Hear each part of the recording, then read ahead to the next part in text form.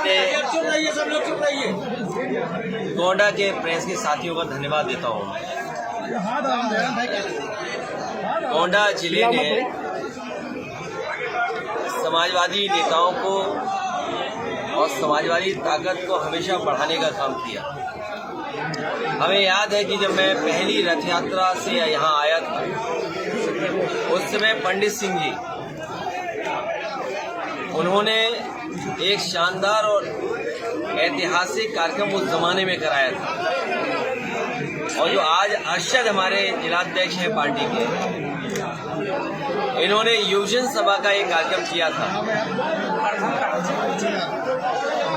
उस कार्यक्रम में भी शामिल हुआ हूँ। उस समय से और नेताजी के समय से यहाँ के नेतृत्व, चाहे वो पंडित सिंह जी हों या और हमारी पार्टी के नेता जो हमारे बाईं तरफ बैठे हैं, इन सबसे लगाव हमेशा बना रहा। और कई ऐसे राजनीति में मौके आए जहां पर गोंडा ने समाजवादियों को ऐतिहासिक जीत दिलाई। ये अलग बात है, पिछला चुनाव 22 का चुनाव अलग परिस्थितियों में हुआ। जो परिणाम समाजवादी पार्टी चाहती थी उस तरह परिणाम नहीं मिले। 2019 में भी जो समाजवादी पार्टी का समीकरण और परिणाम की उम्मीद थी वो नहीं मिला।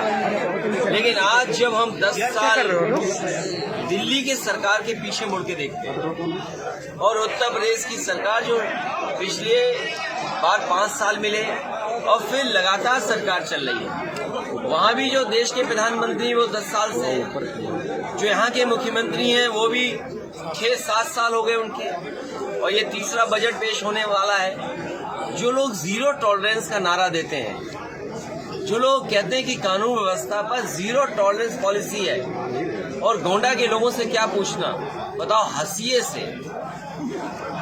से बैंक लूट ली, ये जीरो टॉलरेंस है। लगता है इनकी सरकार में कानून व्यवस्था जीरो हो गई, इनकी जीरो टॉलरेंस की पॉलिसी जीरो हो गई।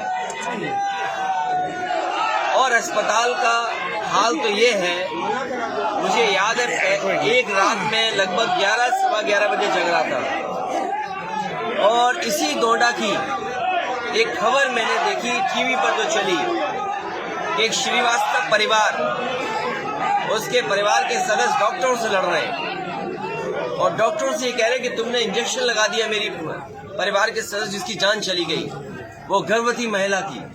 वो दिन और आज का दिन, बताओ स्वास्थ्य व्यवस्थाएं क्या है, बच्चों की कितनी जान जा रही है। अगर कोई गर्भवती महिला है, कोई पीड़ित है, बीमार है, क्या इलाज संभव है? और फिर भ्रष्टाचार का क्या बोलना। मैंने तो सदन में कहा, पहले भी कहा, फिर कहता हूँ, प्रेस के साथियों से भी कहा, और मैं फिर कहता हूँ कि आज उत्तर प्रदेश में सबसे बड़ा भूमाफिया कोई है तो भारतीय जनता पार्टी के तमाम नेता भूमाफियाओं का काम कर रहे हैं, जमीनें कब्जा कर रहे हैं। और दुख बोलूं, खुशी बोलूं या जीरो टॉलरेंस पॉलिसी को याद करूं, अभी कुछ दिन पहले मुख्यमंत्री जी गोरखपुर गए थे और गोरखपुर जाकर के उन्होंने कहा कि भूमाफियाओं पे लगाम लगनी चाहिए। अगर मुख्यमंत्री जी अपने क्षेत्र में ये सोचते हैं कि भूमाफियाओं को लगाम नहीं लगी है, तो बताओ गोंडा में कैसे भूमाफियाओं की लगाम लग जाएगी? क्या भूमाफियाओं का जो नारा दे रहे हैं जीरो टॉलरेंस का, क्या जो जमीन कब्जा रहे उन्हें ये सरकार छू भी पाएगी क्या? और फिर अगर इतनी साफ सुथरी है, अगर ये वाकई मर्यादित हैं, आदर्श जीवन के रास्ते पे चलते हैं, तो सार्वजनिक क्यों नहीं करते रजिस्ट्रियां? गोंडा की रजिस्ट्री कर दो। सार्वजनिक सबसे ज्यादा जमीनें किसने खरीदी हैं? अयोध्या की सार्वजनिक कर दें कि रजिस्ट्रियां किसने की हैं? इतने बड़े घोटाले, और जब पुण्य काम हो रहा हो उस समय गरीबों को तकलीफ और परेशानी दी जाए। ये लोग कहते हैं नौकरी मिल गई, रोजगार मिल गए। अभी आपने देखा रोजगार के नए अवसर, लोग इजराइल जा रहे हैं, लाइन लगी है इजराइल में जाने के लिए।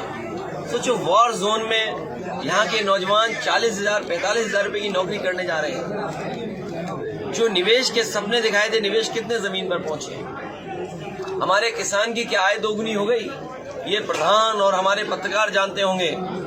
ये जो विकसित भारत का जो नारा देकर के आयोजन चल रहा था, क्या प्रधानों से पैसे नहीं वसूले गए? 20,000 30,000 प्रधानों से वसूल करके विकसित भारत का सपना दिखा रहे हैं। विकसित भारत तब बनेगा जब हमारी किसान की आय दोगुनी हो, निवेश और नौजवान को सम्मानजनक रोजगार मिले। ये जो डिलीवरी बॉय बना दे रहे हैं या इजराइल में वॉर जोन में भेजे जा रहे हैं, ये नौकरी नहीं है। और जो बीजेपी के लोग या बीजेपी के नेता अपने मंचों से कहते हैं भारत माता की जय हो, हम सब भारत माता की जय बोलते हैं। भारत मजबूत बने, ताकतवर बने, खुशहाल देश बने, हम सब चाहते हैं। लेकिन सोचो, शहीदों की याद में जो रिजंगला में बना था स्मारक, जो रिजंगला में स्मारक बना था, चीन की फौजों ने आकर के वो स्मारक तोड़ दिया। कोई कल्पना कर सकता है कि हमारा देश जो इतना ताकतवर है, हमारी फौज जो इतनी ताकतवर है, उसको झुकना पड़ रहा है। रिजंगला जो हमारा मेमोरियल था, उसको तोड़ दिया चीन के लोगों ने। क्या बीजेपी के लोगों के पास कोई जवाब है? ये जो आधी अधूरी नौकरी दे रहे हैं अग्निवीर, समाजवादी पार्टी कभी स्वीकार नहीं कर सकती है। अपने नौजवानों को हम कहेंगे कि समाजवादियों को जिताइए, अग्निवीर व्यवस्था को खत्म करने का काम करेंगे। जैसे पहली सम्मानजनक और सम्मान के साथ वर्दी पहनता था नौजवान, उसी तरह फौज की नौकरी देकर के उनको वर्दी पहनाने का काम होगा। अखिलेश जी, भैया ये बताइए, एक सवाल, क्या कांग्रेस से गठबंधन हो गया? 11 सीट आप दे रहे हैं। दूसरा आप ऐसे गठबंधन में हैं जहां के डीके सुरेश ने कहा है कि तमिलनाडु जैसे साउथ के अलग देश को तोड़ने की बात कर रहे हैं। आप ऐसे गठबंधन में इंडिया गठबंधन बनेगा। और हमने तो सीधी सी बात है, जीत ही आधार है। सीट जीतिए, गठबंधन में कोई शिकायत नहीं, किसी से नहीं। हमारा गठबंधन का आधार जीत का आधार होगा। सीट अगर आप जीत सकते हैं तो आप ले लीजिए, सीट अगर इस समीकरण ये जीत सकता है तो ये ले लीजिए। इसलिए गठबंधन होगा और इंडिया गठबंधन। लेकिन कांग्रेस इंडिया गठबंधन के साथ साथ ये नया है एक नारा पीडीए, ये पीडीए ही एनडीए को हराएगा। लेकिन कांग्रेस के सांसद ने ये कहा कि हम देश को तोड़ने की बात उन्होंने करी। आपका क्या नजरिया है ऐसे लोगों के साथ? अच्छा, उतनी दूर क्यों जाते हो सांसदों के? आसपास के सांसदों का भी देख लो व्यवहार और बातचीत। लेकिन वो तो आपके गठबंधन में है। अखिलेश जी, आपने कहा कि भाजपा सरकार इस बार सभी सांसदों का टिकट काट रही है और एक टिकट ऐसा है जिसको नहीं काट रही है। आखिर क्या वजह है कि टिकट काटने में आ रहा है? देखिए, सुनने में आ रहा है कि भारतीय जनता पार्टी की तैयारी है कि अपने सभी सांसदों की टिकट काट दी जाए, केवल एक को छोड़कर। एक जो छूटे हुए हैं वो भी अपनी सीट बदलना चाहते हैं। तो सोचो क्या हालत है बीजेपी की। आपने सूत्रों के हवाले से बताया कि आपके अंदर भी एक पत्रकार की भावना जागृत हो गई है। नहीं, मेरे अंदर पत्रकारों की जागरूक नहीं हो गई। मैंने कहा कि पत्रकार साथियों को आज ब्रेकिंग न्यूज देता हूँ। नेताजी, उत्तराखंड और असम में यूसीसी कानून लागू किया जा रहा है। अगर उत्तर प्रदेश में समाजवादी लोग कभी इस पक्ष में नहीं है। बीजेपी ने आरोप लगाया कि आपकी पहली लिस्ट में कोई भी ब्राह्मण नहीं है। क्या पीडीए की आपकी? हमने तो ब्राह्मण से पूछ के टिकट जारी की है। ये जो बीजेपी का नेता बोल रहा है उसे पता ही नहीं है। हमने तो उन्हीं लोगों से पूछ के पूजा पाठ दिन तारीख निकाल करके घोषित। जो जीतने वाला है वो सीट में होगा।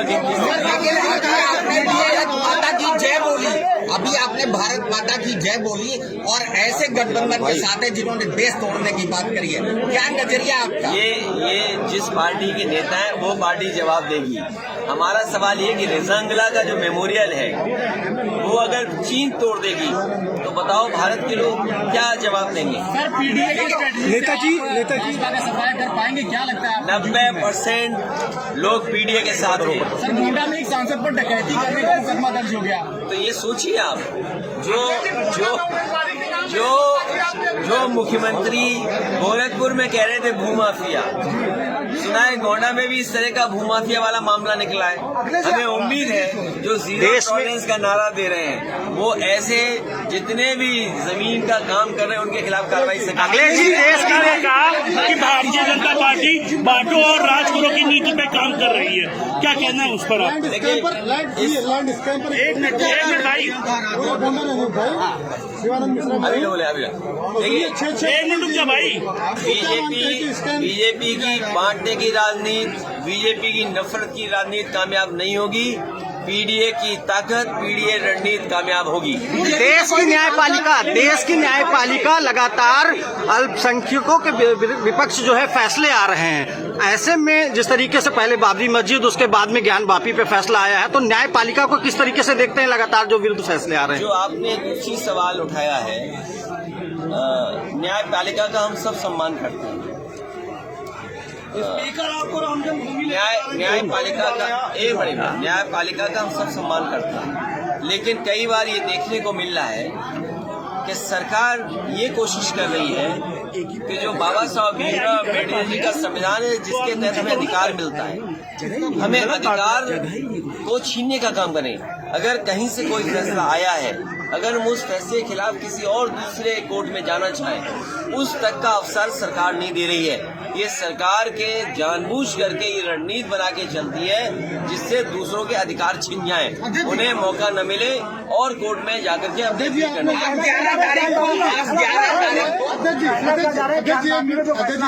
सवाल मेरा हो जाए। अरे सुनने में नहीं आए, मैंने क्या कहा, जो मैंने कहा दोबारा रिवाइंड करके सुना।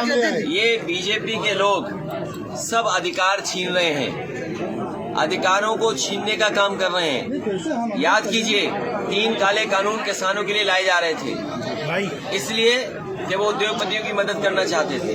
अखिलेश, आप सोचिए इजराइल में हमारा नौजवान जा रहा है नौकरी करने और आपका आरक्षण छीनना है।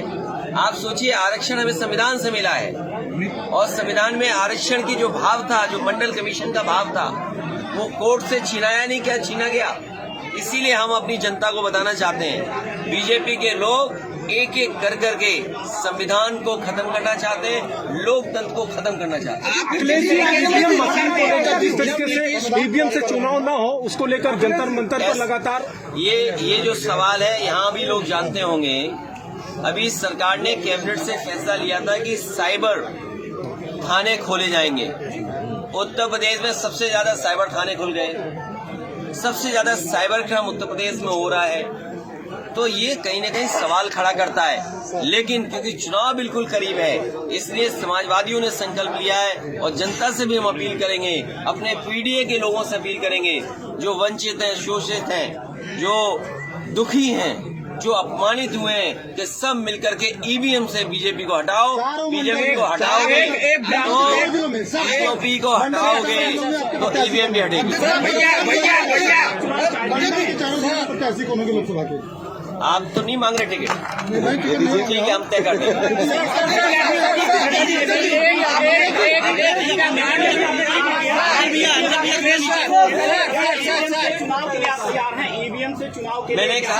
मैंने कहा पीडीए की जनता से मैं कहता हूँ, दुखी पीड़ित और जो लोकतंत्र पर भरोसा करते हैं, जो बाबा साहब भीमराव अम्बेडकर जी के रास्ते पे चलना चाहते हैं, जो डॉक्टर राम लोहिया के रास्ते पे चलना चाहते हैं, जो समाजवादी लोग हैं, जिन्हें अपने देश के संविधान पर भरोसा है, वो सब मिलकर के बीजेपी को हराएं। बीजेपी को हराने से ईवीएम हटेगी। 80 हराओ, ईवीएम हटाओ। क्या जंतर मंतर पर आप जाएंगे? इस बात का मुझे दुख है, इस बात का मुझे दुख है इस बात का कि पुलिस सो रही है। बताओ, हंसिए से बैंक लूटी जा रही है और जो लोग पीड़ित हैं उन्हें न्याय नहीं मिल रहा। इस सरकार में ये जो मुझे मिला है कि किसी परिवार के साथ घटना हुई है और उसे न्याय में नहीं मिला है, सदन में भी रखूंगा, पत्र भी लिखूंगा, सरकार को जगाने का काम भी करूंगा। जब न्याय नहीं मिल रहा है, वो भी ब्राह्मण समाज के, एक हफ्ते से ज्यादा 8 दिन हो गए, और अगर अंकित तिवारी की जो हत्या हुई है उससे अगर न्याय नहीं मिल रहा है, तो अगर सरकार से आप सवाल पूछोगे तो आपके पैरों की तरफ हाथ कर देगा कोई और कहेगा भैया भैया भैया भैया। याद है कि नहीं याद है? अभी आपने कहा कि चुनाव है करीब, तो 11 तारीख को स्पीकर आप अयोध्या लेके जा रहे हैं, आप 11 तारीख को अयोध्या जाएंगे? कौन स्पीकर ले जा रहा है? विधानसभा स्पीकर ले जा रहे, ले जाए जिनको ले जाना तो है। आप जाएंगे? सभी विधायकों को लेके जा रहे हैं। हमें तो पूछा ही नहीं, हमें तो पूछा ही नहीं। अच्छा, जब भाजपा कोई कार्यक्रम तय कर रही है और आपको समझना चाहिए क्यों ये आड़ में छिप गए। महाभारत नहीं पढ़ा, रामायण नहीं देखी, तो हमने सबने देखा है महाभारत रामायण, ये छिप गए हैं क्योंकि इनके पास बेरोजगारी का जवाब नहीं है। बेरोजगारी 90% नौजवान बेरोजगार हैं। कोई निवेश आया गोंडा में? 40 लाख करोड़ के MOU किए, कुछ जमीन पर पहुंचा? बिजली कितनी महंगी है? आपका सरसों का तेल कितना महंगा है? जो लोग नमक देते थे, नमक कितना महंगा है आज? दाल कितनी महंगी है? और किसान की पैदावार की कीमत नहीं मिली। अरे आज ये जो नहीं, स्पीकर ने पता नहीं किससे अपील की है। नीतीश कुमार तो आप जाएंगे?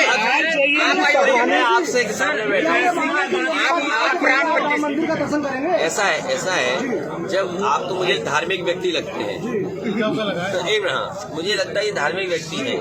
और धार्मिक व्यक्ति जो होता है वो ये जानता है कि भगवान जब बुलाएंगे तब जाएंगे। तुम्हारा बुलावा नहीं आया तो नहीं गए, हमारा ही बुलावा नहीं आया हम नहीं जाएंगे।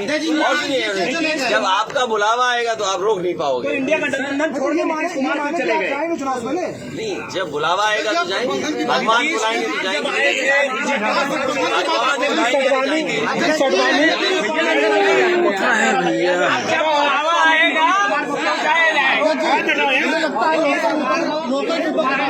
में क्या अच्छा जानकारी में नहीं।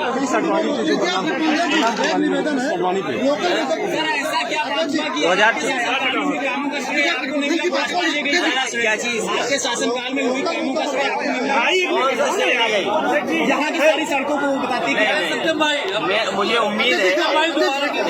मुझे उम्मीद है हमारे पत्रकार साथी जानते होंगे कि समाजवादियों ने क्या काम किया। समाजवादियों का काम दिखाई दे रहा है। लोकल मुद्दों पर आपसे बात करनी चाहिए। अरे मैंने कहा तुम्हारे अस्पताल में लोकल मुद्दे, चलिए आइए।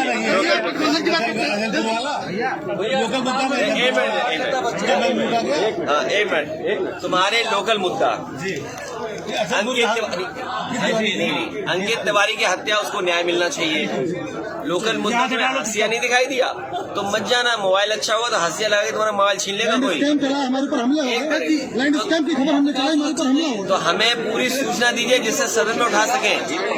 आदरणीय सूरज जी जानते हैं, आदरणीय और मंत्री जी जानते हैं गोंडा में क्या नहीं हो रहा बताइए। वकीलों ने मेरे ऊपर हमला बताऊं किया। मैं गांडा की आपकी हंसिया वाली तो दिखाई दे रही होगी। ये देखिए हंसिया से चोरी होगी, गठबंधन की हंसिया से। गोंडा के किसी भी सांसद का टिकट मिल जाए तो क्या आप देंगे? यहाँ से टिकट देंगे? अगर किसी बीजेपी अंकित तिवारी हत्याकांड, अंकित तिवारी हत्याकांड देखिए आप। अच्छा नेताजी, अब की बार लोकसभा देखिए कितनी सीटें जीतने का दावा कर रहे हैं? बीजेपी के नेता अगर किसी भी टिकट कटता है तो क्या आप टिकट देंगे? और खासकर गोंडा की सांसद गोंडा सांसद मुझे नहीं पता किसकी टिकट कट रही, लेकिन ये पता है एक के सिवाय सबकी टिकट कट रही है। तो आप गठबंधन की बात करते हैं, आप गठबंधन की बात करते हैं। ममता बनर्जी ने कहा है कि कांग्रेस से जीत पाएगी। ममता बनर्जी ने कहा कांग्रेस से जीत पाएगी। तो ममता जी ने अगर कहा है तो कोई वजह रही होगी ना क्यों कहा। अरे अध्यक्ष जी, वो कौन है जिनका टिकट जो है? अरे ये ना समझ पत्रकार है। मैंने ये कहा सबकी टिकट कट रही है एक के सिवाय। तो वो कौन है वही तो बता दीजिए। सीधा पूछा कर नहीं बताया। 79। चलिए भाजपा इस बार क्या राम नाम से अपना बेड़ा पार कर पाएगी? भाजपा क्या इस बार राम नाम के दूसरे बेड़ा पार कर पाएगी? भाजपा इस बार क्या राम नाम से जो है अपनी विजय हासिल कर पाएगी? PDA हराएगा, PDA. राम की भी मदद पीडीए ने की थी।